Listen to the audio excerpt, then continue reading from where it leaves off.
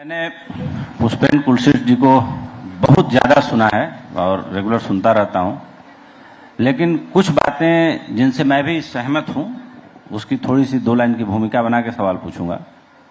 जैसे मैं स्वाध्यायी मैं भी हूं, पढ़ता लिखता रहता हूं।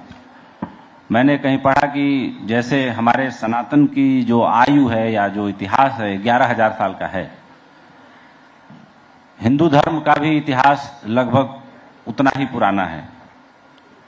बाकी जो धर्म है, इस्लाम जो है कह सकते हैं कि सेकंड यंगेस्ट धर्म है, सिख धर्म के पहले 1400 साल पुराना इतिहास है। सिख धर्म 500 से 600 साल के बीच अब पूरा करेगा आयु अपनी।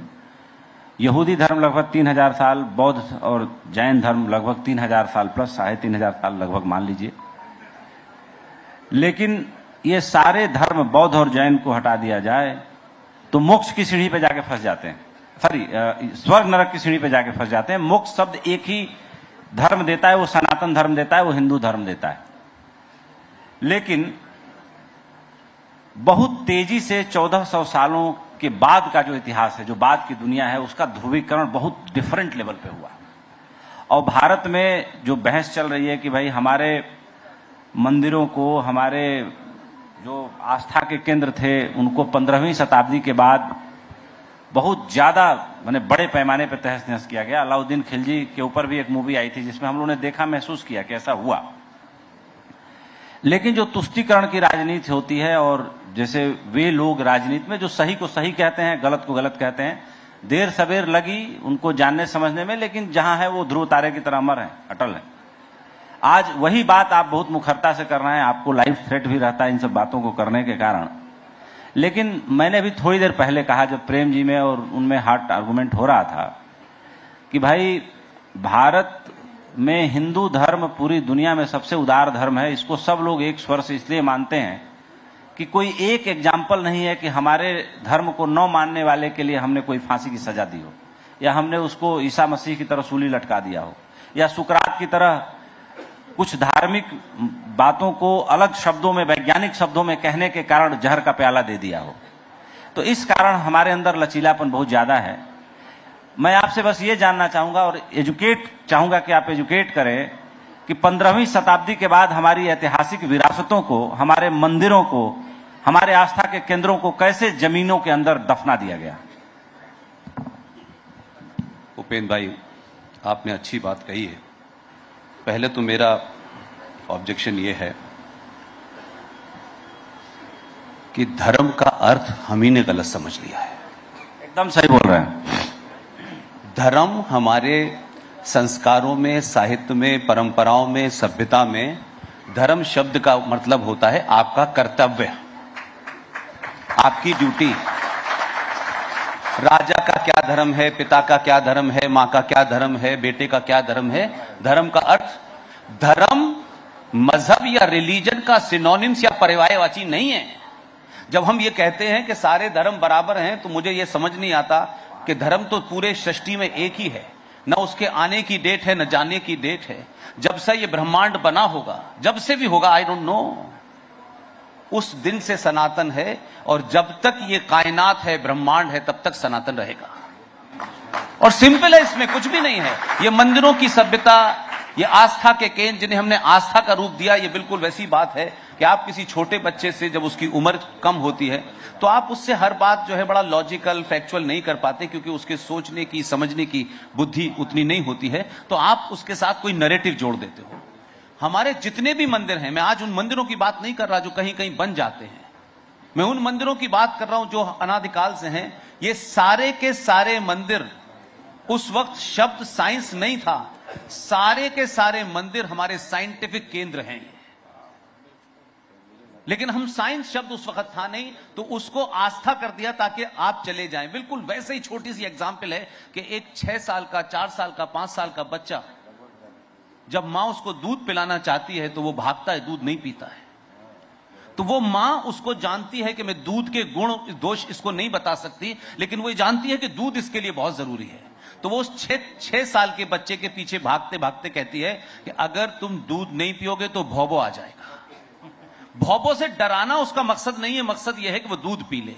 लेकिन वही मां जो बहुत पीएचडी नहीं करी हुई, जो आजकल हमारे यहां पढ़े लिखे जिसे शब्द कहा जाता है, वही मां अपने समय के अनुसार उस 12 साल के बच्चे को जब गिलास में दूध देती है तो उससे ये नहीं कहती है कि भवो आ जाएगा, तब क्योंकि वो जानती है कि 12 साल का बच्चा अब ये समझने लगा है, तो उससे कहती है कि दूध पीने से कैल्शियम होता है, कैल्शियम तुम्हारी हड्डियों को मजबूत करेगा, और जब भवो आ जाए तो उसे मार के भगा देना। ऐसे ही ये जो आस्था का शब्द है, उस समय की हालात ऐसे थे कि उनका ये आस्था का केंद्र है। यहां भगवान, उन सारे मंदिरों के अंदर अलग अलग एनर्जी है, अलग अलग उसके अंदर एक फोर्स है। इसीलिए केरल के अंदर जो विवाद उठा है, बहुत कम लोगों को इसकी जानकारी है कि केरल के अंदर जो शबरीमला का विवाद उठा और उस पर बहुत हंगामा हुआ, ये जो आपकी रीढ़ की हड्डी है, ये हम इसको उस तरीके से, ये हमारे मूल के वो हैं, 4 या 5 होते हैं ना, ये उतने ही मंदिर हैं केरल के अंदर, और आपकी उस पर्टिकुलर पॉइंट को जागृत करने के लिए अलग मंदिर में अलग पूजा होती है। और जिस मंदिर में महिलाओं को जाने के लिए एक खास समय पे मना किया गया था, मूर्ख लोगों ने, सो कॉल्ड अंग्रेजी वालों ने कहा वो जेंडर जस्टिस नहीं है। यहां से लेके अमेरिका से भी आ गई जेंडर जस्टिस, और अमेरिका वाले हमको जेंडर जस्टिस सिखाएंगे। 400 साल में एक महिला को राष्ट्रपति नहीं बना पाए, वो हमको जेंडर जस्टिस सिखाएंगे? आप बताओ, हम तो कल परसों के हैं, और हम तो वो लोग हैं कि पूरे इस्लाम में औरत का दर्जा, महिला का दर्जा उस मर्द की अकल से आधा माना जाता है। इस्लामिक कोर्ट में अगर एक पुरुष है और वो कोई गवाही दे रहा है, तो काउंटर में अगर कोई महिला है तो 2 महिलाओं की गवाही एक पुरुष के बराबर है। ये इस्लामिक लॉ है। लेकिन उसके बावजूद भी हमारी सनातन परंपरा की ताकत देखिए कि पाकिस्तान के अंदर बेनजीर बनी, क्योंकि हमारी मिट्टी से ही कटके थी, सिर्फ लाइन का फर्क था, तब भी साड़ी पहनती थी। बांग्लादेश में 2-2 महिलाएं साड़ी पहन करके इस्लामिक देश में प्रधानमंत्री बनी, और ये इत्तेफाक की बात है, उस पार्टी का नाम लूंगा तो लोग सोचेंगे शायद मेरा कोई रिलेशन है। देश में भी, जम्मू कश्मीर में भी पहली महिला बनी, तो किसकी सपोर्ट से बनी? हमें जेंडर जस्टिस सिखा रहे हैं कुछ लोग। वो जेंडर जस्टिस की लड़ाई हुई और उस पर खूब हंगामा हुआ। शबरीमला के उस मंदिर में पर्टिकुलर टाइम में हमारी मां, बहन, बेटियों में मंथ के अंदर एक बायोलॉजिकल रिएक्शन होता है। उस अवस्था में महिला अगर उस मंदिर में जाएगी, उस मंदिर में जो डेटी है, जो रेज निकलती हैं, उस पर्टिकुलर टाइम में हमारी बहन बेटियों के, माओ के थोड़ा सा निराशा होती है उस पर्टिकुलर 3-4 दिन के अंदर। वो हर महीने होता है उनके अंदर, और उस निराशा में अगर वो जाती हैं तो जो रेज निकलती हैं उससे उसकी निराशा इतनी ऊपर बढ़ सकती है कि शी कैन कमिट सुसाइड। तो कहा गया कि फला टाइम आना मना है। उसे लोगों ने, मूर्खों ने जेंडर जस्टिस से जोड़ दिया। हमसे ज्यादा साइंटिफिक दुनिया में कोई था ही नहीं। हमारी उत्पत्ति से लेकर अंत सारा साइंटिफिक है। हम 5 तत्वों पे जिंदा हैं और 5 तत्वों पे ब्रह्मांड चल रहा है। कोई ये कह दे कि सनातन कीड़ा है और डेंगू है, वो हो सकता है खुद हो और उसको लगता हो। सनातन इस ब्रह्मांड के साथ पैदा हुआ है। इस ब्रह्मांड जब नष्ट होगा तब नष्ट हो जाएगा, और सनातन 5 तत्वों पे खड़ा हुआ है। हमारे उस ऋषि मुनि को हजारों लाखों से, मेरी बात जरा लंबी हो रही है लेकिन ये बात इसलिए कि इन सब बच्चों का आर्गुमेंट मजबूत होना चाहिए। ये बच्चे सिर्फ मेरी बात को इसलिए नहीं मानेंगे कि मैंने कहा कि ये आस्था का विषय है। मैं साइंटिफिक तरीके से आपके सामने बात रख रहा हूं। सनातन 5 चीजों पर टिका हुआ है। 5 चीजें क्या है पता है ना सबको? हमारे ऋषि मुनि को लाखों करोड़ों साल पहले पता था, लेकिन वो कन्वे नहीं कर पाया क्योंकि उस समय ऐसी चीजें नहीं थी। तो आपकी आस्था से जोड़ दिया। अग्नि जो मनुष्य के जीवन के लिए जरूरी है, जो 5 तत्वों का एक हिस्सा है, उसने अपनी साइंस को ध्यान में रखते हुए आपसे कहा कि जब सुबह सुबह सूरज निकले और उसकी पहली किरण निकले तो सूरज के ऊपर पानी चढ़ाना चाहिए, क्योंकि ये सूरज देवता है। उसने आस्था का नाम इसलिए दिया ताकि वो आपको तर्क से नहीं समझा सकता था, जैसे वो मां नहीं समझा पाती थी अपने बच्चे को। सूरज को सुबह पानी देने का मतलब कोई आस्था का मामला नहीं है। आज शायद पानी देने का स्टाइल भी लोगों का बदल गया है। आंखें ऊपर करनी होती हैं, खुली रखनी होती है और धार से पानी देते हैं। सूरज की किरणें एक जगह इकट्ठी होती हैं और यहां लगती हैं और पूरे दिन के लिए उस आदमी को एनर्जी और अग्नि मिल जाती है, इसलिए दिया जाता है। उस ऋषि मुनि ने हजारों साल पहले आज साइंस की बहुत सारी बातें हो रही हैं, अंकल सैम भी बहुत ज्ञान दे रहे हैं पूरी दुनिया के अंदर। हमारे ऋषि मुनि को लाखों साल पहले पता था। उसने तब यह कहा कि पूरे ब्रह्मांड में एक ही पेड़ है, इसकी पूजा करना, क्योंकि हमको साइंस से नहीं समझा सकता था। वो हमारी आस्था को जोड़ दिया। उसको पता था 2024 तक ज्ञान आ जाएगा, लोग इसको साइंटिफिक तरीके से बता पाएंगे। वो हमारे भाग में आए, इसलिए हम बहुत खुश हैं। उस पेड़ को पूजा करने का कतई ये मतलब नहीं था कि उस पर लड्डू चढ़ाओ। उस पेड़ की पूजा करने का मतलब था कि आप उसको प्रोटेक्ट करें, कोई उसको काटे ना, कोई उसको खराब ना करे, और उसकी उम्र ज्यादा से ज्यादा हो। उस पेड़ का नाम है पीपल। और पीपल आज नहीं, कोई 2014 से नहीं हो रहा है ऐसा। अनादिकाल से पीपल का पेड़ एकमात्र पेड़ है जो 24 घंटे ऑक्सीजन देता है। इसलिए आपकी आस्था से जोड़ा हूं।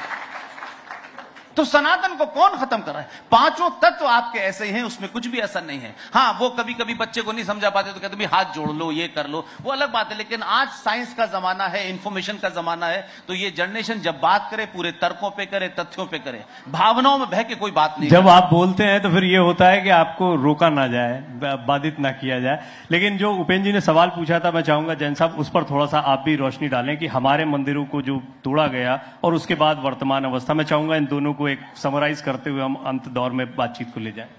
देखिए, मुझे ऐसा लगता है कि हमारी जो मंदिरों की सभ्यता है, संस्कृति है, ये इस देश का एक दर्शन है, इस देश का एक दर्पण है। और मैं अभी अपने आज से 2-3 साल पहले सोमनाथ मंदिर गया था अपनी माता पिताजी के साथ वहां दर्शन करने। बड़ी इंटरेस्टिंग बात है, वहां पे सोमनाथ मंदिर के अंदर एक एरो लगा हुआ है और वो एरो में लिखा हुआ है कि यहां से लेके साउथ पोल तक एक जमीन का अंश भी नहीं है। और ये तब लिखा था जब कोई सैटेलाइट नहीं थी, जब कोई टेक्नोलॉजी नहीं थी। तो आज सवाल ये उठता है कि सोमनाथ मंदिर में ये जो एरो लगा है, ये कैसे पता चला? सिर्फ और सिर्फ आध्यात्मिक ऊर्जा से, आध्यात्मिक ज्ञान से पता चला कि यहां से लेके सृष्टि के अंत तक एक जमीन का कण भी नहीं है। तो ये सबसे इंपॉर्टेंट बात है। तो इसीलिए जो लोग कहते हैं कि हमारी मंदिर जो तोड़ दिए गए और आप मंदिर को उद्धार करने के लिए, मंदिरों की संस्कृति को वापस लाने के लिए, ये बेकार की बात है, ऐसा नहीं करना चाहिए। तो आज राम मंदिर का मैं ऐसा मानता हूं कि इस देश में बहुत सारे इवेंट हुए, बहुत सारे इवेंट होंगे आगे भी, पर 22 जनवरी 2024 को वो जो 84 सेकेंड्स का क्षण था जब हमारे प्रभु श्री राम उस मूर्ति में प्राण प्रतिष्ठित हुए, उससे बड़ा क्षण इस देश के इतिहास में कभी नहीं हो सकता। और इसी तरह से चाहे हमारा मथुरा श्री कृष्ण जन्मभूमि हो, ज्ञान व्यापी हो, ये सब हमारी आध्यात्मिक ऊर्जा के केंद्र है। इसलिए जो मंदिरों की सभ्यता है, संस्कृति है, वो सिर्फ मंदिर नहीं है, हमारे कल्चरल सेंटर्स हैं, हमारे एजुकेशनल सेंटर्स हैं, हमारे मिलने जुलने का केंद्र है, हमारी आध्यात्मिक ऊर्जा का केंद्र है। इसलिए लड़ाई बहुत जरूरी है।